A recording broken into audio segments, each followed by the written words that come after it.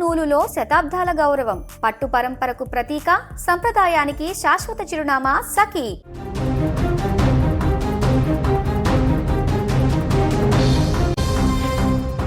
పెళ్ళై సంవత్సరం కూడా కాలేదు, సాఫ్ట్వేర్ ఇంజనీర్ హనీమూన్ అని ఇతర ప్రాంతాలకు విహారయాత్రకని విన్నారు. ఉత్తరాఖండ్లో ప్రముఖ పర్యాటక ప్రాంతానికి వెళ్ళి అక్కడ విగత జీవిగా ఇప్పుడు భార్య అనుమానాస్పద స్థితిలో మరణించినటువంటి ఘటన ఇప్పుడు సంచలనంగా మారింది.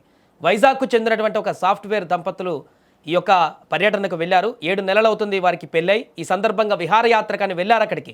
కానీ ఆ యొక్క విహారయాత్ర కాస్త ఊహించని ఘోర విషాదానికి దారితీసింది. అసలు ఏం జరిగింది అక్కడ? ఈ అనుమానాస్పద మృతికి కారణం ఏంటి? ఒక లగ్జరీ హోమ్ స్టే గదిలో ఆమె నగ్నంగా పడి ఉండి చనిపోయినట్టుగా తెలుస్తుంది. అనేక అనుమానాలు ఈ యొక్క కేసులో కనిపిస్తున్నాయి. అతని భర్తను కూడా ఇప్పుడు విచారిస్తున్నట్టుగా తెలుస్తుంది. ఖాళీ మద్యం సీసాలు, రక్తపు మరకలు కూడా అక్కడ ఉన్నాయి. ముస్సోరి కొండలలో అసలు ఆ రాత్రి ఏం జరిగింది అనేటువంటిది ఇప్పుడు మిస్టరీగా మారింది. దీనికి సంబంధించిన పూర్తి వివరాలు వైజాగ్ నుంచి మా ప్రతినిధి లక్ష్మి లైవ్లో అందిస్తారు. అసలు లక్ష్మి, ఏం జరిగింది అసలు ఈ కేసులో? ఆమె ఎలా చనిపోయింది? అసలు వీళ్ళు ఎప్పుడు వెళ్ళారు అక్కడికి? వైజాగ్ నివాసితులుగా చెప్తున్నారు. దీనికి సంబంధించిన తాజా అప్డేట్స్ ఏంటి? సాయి భర్తతో కలిసి విహారయాత్రకు వెళ్ళినటువంటి హనీమూన్ కు వెళ్ళినటువంటి ఒక యువతి అనుమానాస్పద స్థితిలో మృతి చెంది ఉండటం అనేది చాలా దారుణమైన విషయం. అందులోనూ ఆ అమ్మాయి విశాఖ ప్రాంతానికి చెందిన అమ్మాయి. నవంబర్ 2025 8వ తేదీన విశాఖలోనే వివాహం కూడా జరిగింది. అలాంటిది ఇద్దరు కూడా సాఫ్ట్వేర్ ఇంజనీర్స్. ఇటు రాధా గాయత్రి, మరొక వైపు శ్రీచరణ్, భార్యాభర్తలు ఇద్దరు కూడా సాఫ్ట్వేర్ ఇంజనీర్స్. సో ప్రస్తుతం మనం అయితే విశాఖలోని చిన్న ముషిడివాడలో ఉన్నటువంటి వసంత విహార్ లో ఉన్నాం. ఇక్కడ వీళ్ళు 8 నెలల క్రితం ఇక్కడ కొత్తగా హౌస్ తీసుకున్నారు. ఇక్కడికి వచ్చిన తర్వాతే అమ్మాయికి కూడా మ్యారేజ్ జరిగింది. అమ్మాయి వాళ్ళ పెళ్లికి కూడా మేము అందరమే వెళ్ళాము. కానీ నిన్న అకస్మాత్తుగా వచ్చినటువంటి బ్యాడ్ న్యూస్ తో ఒక్కసారిగా షాక్ అయిపోయాము. ఎందుకంటే ఆ పేరెంట్స్ ఇక్కడే ఉంటారు. ఇమీడియట్ గా అక్కడి నుంచి కాల్ వచ్చేటప్పటికి రాధా గాయత్రి వాళ్ళ పేరెంట్స్ కూడా ముస్సోరికి హోటాహుటిన వెళ్ళటం జరిగింది. ప్రస్తుతం మేమైతే మాత్రం అసలు ఏం జరిగింది అనేది ఇంకా వాళ్ళు అక్కడికి వెళ్ళిన తర్వాత ఏమైనా ఇన్ఫర్మేషన్ వచ్చే అవకాశం ఉంటుందని చెప్తున్నారు. ఒకసారి వీళ్ళతో మాట్లాడదాం. మనం ఫ్లాట్ దగ్గర ఉన్నాం, వసంత విహార్ దగ్గర. సో ఎలా ఉంటారండి ఫ్యామిలీ? మీకు ఎలా తెలుసు? వీళ్ళు 8 months అవుతుందండి ఇక్కడికి వచ్చి. వేరే అతని దగ్గర ఈయన కొనుక్కున్నారు. ఈయన ఏంటంటే ఫ్లాట్ పర్చేజ్ చేశారు. వచ్చిన తర్వాత ఏంటంటే 1 month ఇంట్లోనే వాళ్ళ అమ్మాయికి మ్యారేజ్ చేశారు. మ్యారేజ్ కి మా అందరికి ఇన్వైట్ చేశారు. ఇక్కడ సుజాత నగర్ ఇంద్రాణ ఫంక్షన్ హాల్ లోనే జరిగింది. అందరం కూడా ఫంక్షన్ కి అటెండ్ అయ్యాం. అంత మ్యారేజ్ అంతా చాలా బాగా చేశారు. ఆయన చెప్పడం ఏంటంటే పాప అల్లుడు సాఫ్ట్వేర్ ఎంప్లాయీస్ అని చెప్పారు. మేము అదే చూడడం. తర్వాత ఏంటంటే అమ్మాయిని ఒక 2 times 3 times చూసాం కిందనంతే. ఇక్కడ అంటే మన సెల్లర్ లో కానీ ఇక్కడ కానీ ఇంతమంది మనకు తెలియదు. అలా అయితే చాలా మంచి వాళ్ళండి. వచ్చిన దగ్గర నుంచి కూడా చాలా మంచిగానే ఉంటున్నారు. ఆయన కూడా ఏంటంటే ఆర్మీలో రిటైర్ అయ్యారు అనేసి అన్నారండి. మనకు తెలిసిన ఒకటి అది. నిన్న నైట్ మాకు అరౌండ్ 9 ఈ టైంలో ఏంటంటే మాకు ఇన్ఫర్మేషన్ తెలిసింది ఎలాగని. అది కూడా న్యూస్ ఛానల్ ద్వారా తెలిసింది. తెలిస్తే ఒకసారి షాక్ అయ్యాము, ఏంటి ఇలాగైందని అని. ఇప్పుడు ఇప్పటికీ కూడా ఇంకా ఆయనతో ఫోన్ కాంటాక్ట్ అవ్వలేదండి. న్యూస్ ఛానల్లో రాధా గాయత్రి ఫొటోస్ వచ్చినప్పుడు మీరు గెస్ట్ చేయగలిగారా? అంటే కొద్ది నెలల పరిచయం అయినప్పటికీ కూడా ఈ అమ్మాయి పెళ్లికి మనం వెళ్ళాం కదా పై ఇంటి ఫ్లాట్ వల్లే అని గెస్ట్ చేయగలిగారా? అంటే గెస్ట్ చేసామండి. ఎందుకంటే అమ్మాయి మ్యారేజ్ కి వెళ్ళాం కదండి. మ్యారేజ్ కి వెళ్ళినప్పుడు చూసాం కనుక గెస్ట్ చేసామండి. ఈ వీళ్ళని అనుకున్నా మార్నింగ్ కాల్ చేద్దాం అనుకున్నాం. కానీ ఆయనకి ఏంటంటే బాధలో ఉంటారని మేము ఆయనకి ఎటువంటి కాల్స్ చేయలేదండి. ఇప్పుడు మ్యారేజ్ కి వెళ్ళారు. అలాంటి ఒక అమ్మాయి హనీమూన్ కి భర్తతో వెళ్లి అక్కడ అనుమానాస్పద స్థితిలో మృతి చెందటం, చాలా గాయాలు, రక్తపు గాయాలు ఉండటం, నగ్నంగా ఉండటం కావచ్చు, ఇవన్నీ కూడా వింటున్నారు కదా వార్తల్లో. డౌట్స్ మీకేమనిపిస్తోంది అసలు? మరి మాకు ఏం తెలియదండి. ఎందుకంటే వాళ్ళతో ఇంటరాక్షన్ అనేది చాలా తక్కువ అండి. వచ్చి 8 months అవుతుంది. మనకి ఎటువంటి ఇన్ఫర్మేషన్ వాళ్ళ గురించి తెలియదండి. దాని గురించి మనం ఏం చెప్పలేమండి. ఆయనతో మాట్లాడి కూడా చాలా తక్కువ మాట్లాడమండి. ఆమె కూడా అమ్మాయిని అయితే మాత్రం మేము 2 times చూసాం అంతే, అంతమించి. సో ఒక అమ్మాయినండి వాళ్ళకి పేరెంట్స్ కి? ఈ అమ్మాయి ఒక అమ్మాయినా? ఒక అమ్మాయినండి. సాయి మరి కొంతమందితో మాట్లాడించే ప్రయత్నం చేద్దాం. అయితే లక్ష్మీ గాయత్రి, రాధా గాయత్రి ఇక్కడ మాకు చాలా తక్కువ పరిచయం. ఎందుకంటే వాళ్ళు వేరే చోట ఉండే వాళ్ళు. ఇక్కడ వసంత విహారికి మాత్రం 8 months క్రితం వచ్చారు. అప్పుడే అమ్మాయి మ్యారేజ్ కూడా ఇక్కడ జరిగింది. అదే హోమ్ స్టే లో ఆ రూమ్ లో అర్ధనగ్నంగా ఉండటం కావచ్చు, అమ్మాయి ఒంటిపైన గడం. అట్లనే ఎర్లీ అవర్స్ 3:30 ఆ టైంలో భర్త అక్కడ ఉన్నటువంటి పోలీసులకి కాల్ చేసి ఇట్లా వాళ్ళ వైఫ్ ఈ స్థితిలో ఉంది అని చెప్పటం. మరొక వైపు ఇప్పటికే భర్త ఇచ్చినటువంటి కంప్లైంట్ ఆధారంగా ముస్సోరి పోలీసులు కేసు ఫైల్ చేయడమే కాదు, మొత్తం ఫామ్ స్టే ఏదైతే ఉందో మొత్తం ఆ సరౌండింగ్ ప్లేసెస్ అన్నిటినీ కూడా వాళ్ళ ఆధీనంలోనికి తీసుకోవడం, క్లూస్ టీమ్స్ కూడా వెళ్ళటం జరిగింది. ఇక్కడ మనం చూడొచ్చు ఢిల్లీలోని గురుగ్రామ్ లో గాయత్రి పనిచేస్తుంటే పూణేలో అతను పనిచేస్తున్నాడు. ఇద్దరు వీకెండ్స్ లో మాత్రమే ఉంటారు. అయితే పెళ్ళయి నవంబర్ 8వ తేదీన 2025 జరిగింది. కొన్ని నెలల క్రితమే అయింది. ఇద్దరి మధ్య అంత అంటే కోఆర్డినేషన్ కావచ్చు, లేకపోతే ఎక్కువగా కలవటం తక్కువ ఉన్న పరిస్థితి కాబట్టి ఎందుకంటే వీళ్ళు కూడా హనీమూన్ కి వెళ్ళాలి అనే ఉద్దేశంతో ప్లాన్ చేసుకున్నారు. ఇంతలో ఈ విషాదకర వార్త విని ఒక్కసారిగా షాక్ అయిపోయామని చెప్తున్నారు. మీరు కూడా మ్యారేజ్ కి వెళ్ళారు కదా? మేము అందరం వెళ్ళాం సార్ మేడం. ఎందుకంటే ఆయన వచ్చి అక్టోబర్ లో అలాగా వీళ్ళు ఆయన కొనుక్కున్నారు.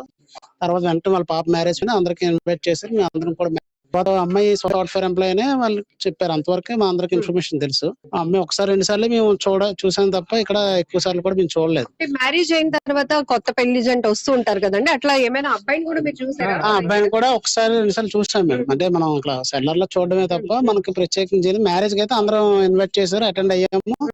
వాళ్ళు ఫంక్షన్ కూడా పాపం ప్లాన్ చేసుకున్నారు ఈ సండే ఎప్పుడో ఫంక్షన్. కాకపోతే అంతలోకి ఇలా జరిగింది. నైటే మాకు అసలు ఆ అమ్మాయిని కూడా మేము ఫస్ట్ గుర్తుపట్టలేకపోయాం. ఆ వాచ్మెన్ అమ్మాయి కన్ఫర్మ్ చేసింది వాళ్ళ అమ్మాయినండి, యాక్సిడెంట్ అయిందని వాళ్ళు చెప్పారంట వాళ్ళ మదర్ కి ఫాదర్ కి.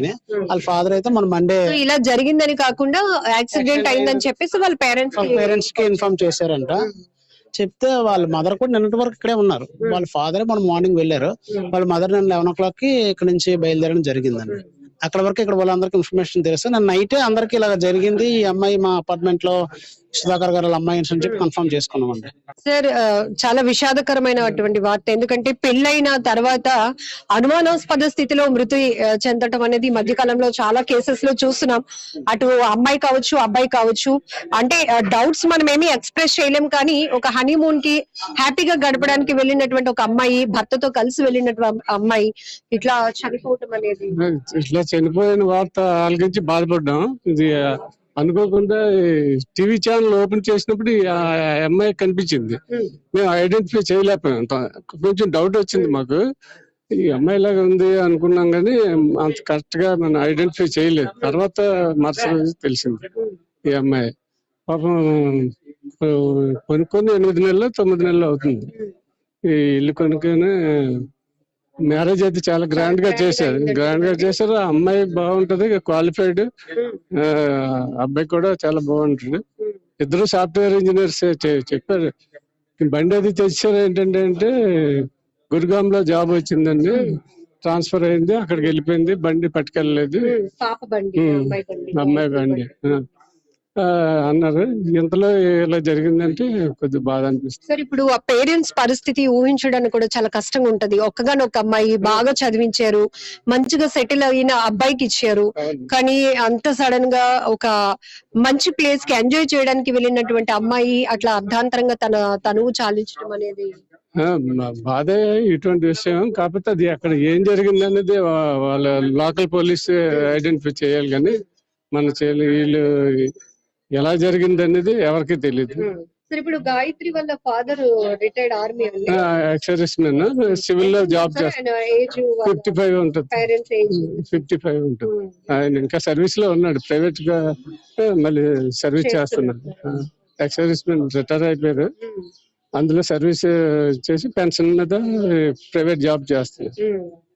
ఐఓసీలో ఎక్కడ జాబ్ చేస్తారు. సాయి, ప్రస్తుతం ఇది గాయత్రి వాళ్ళ ఇంటి దగ్గర ఉన్నాం, వసంత విహార్. ఇక్కడ ఎవరిని కదిలించినా కూడా ఒక్క షాక్ అయిపోయాం. ఫస్ట్ ఆ అమ్మాయి ఫోటో టీవీ ఛానల్స్ లో వస్తున్నప్పుడు సరిగ్గా గుర్తించలేకపోయాం, ఎందుకంటే తక్కువ పరిచయం కాబట్టి. కానీ తర్వాత చూసేటప్పటికి ఈ అమ్మాయి పెళ్లికి మనం వెళ్ళాం కదా, అయ్యో ఏంటి ఇలా జరిగింది, అసలు ఏం జరిగింది అనేది పోలీసులే పూర్తి స్థాయి దర్యాప్తు చేసి తేల్చాల్సినటువంటి అవసరం ఉంది అని కూడా చెప్తున్నారు. ఎందుకంటే ఒకవైపు పేరెంట్స్ గా కూడా చాలా మంది తల్లిదండ్రుల్లో తీవ్రమైన భయం పట్టుకుంటుంది. అసలు ఎవరిని నమ్మాలి, ఎవరిని నమ్మకూడదు అర్థం కావటం లేదు. 3 ముళ్ళు వేసి మెడలో ఒక పెళ్లి బంధాన్ని, అంటే మరొకరి చేతిలో పెట్టినా కూడా పిల్లలకి సెక్యూరిటీ లేకపోతే ఎలా అనేది ఇక్కడ కూడా మనం చూడొచ్చు. ఒక ఫార్మ్ స్టే లో వీళ్ళు స్టే చేశారు. 3:30 ప్రాంతంలో ఆ వ్యక్తి అక్కడ ఏదైతే ముస్సోరి పోలీసులకు ఆయన కాల్ చేసి, ఇట్లా ఫార్మ్ స్టే లో మేము స్టే చేశాము, హనీమూన్ నిమిత్తం వచ్చాము, నేను ఢిల్లీలో పూణేలో ఉంటాను, తనేమో ఆడ గురుగ్రామ్ లో జాబ్ చేస్తుంది ఢిల్లీలో. ఇద్దరం కలిసి హనీమూన్ కోసం వచ్చాము. అయితే లేచి చూసేటప్పటికి తను అలా విగత జీవిగా ఫ్లోర్ పైన పడి ఉంది. ఒంటి పైన బట్టలు లేవు, చాలా చోట్ల రక్తపు గాయాలు ఉన్నాయి. నాకు చాలా డౌట్స్ వస్తున్నాయి అని చెప్పేసి అతను ఇమీడియట్ గా ఇన్ఫర్మేషన్ ఇవ్వడంతో పోలీసులు అక్కడికి చేరుకుని వేగవంతమైన దర్యాప్తు కొనసాగిస్తున్నారు. అయితే ఒక తెలుగు అమ్మాయి సాఫ్ట్వేర్ ఇంజనీర్, పెళ్లైన కొద్ది నెలలకే భర్తతో పాటు వెళ్ళినటువంటి అమ్మాయి ఇలా ఒక్కసారిగా అనుమానాస్పద స్థితిలో మృతి చెంది ఉండటం అనేది తీవ్ర విషాదాన్ని మిగులుస్తోంది. ఇది ఉత్తరాఖండ్ లో ఘటన జరిగినప్పటికీ కూడా ఇప్పుడు తెలుగు రాష్ట్రాలను కూడా తీవ్ర ఆందోళనకు గురి చేస్తున్నటువంటి పరిస్థితి ఉందని చెప్పుకోవాలి సాయి. ఎందుకంటే తల్లిదండ్రులు చాలా వరకు తీవ్రమైన ఆందోళన వ్యక్తం చేస్తున్నారు.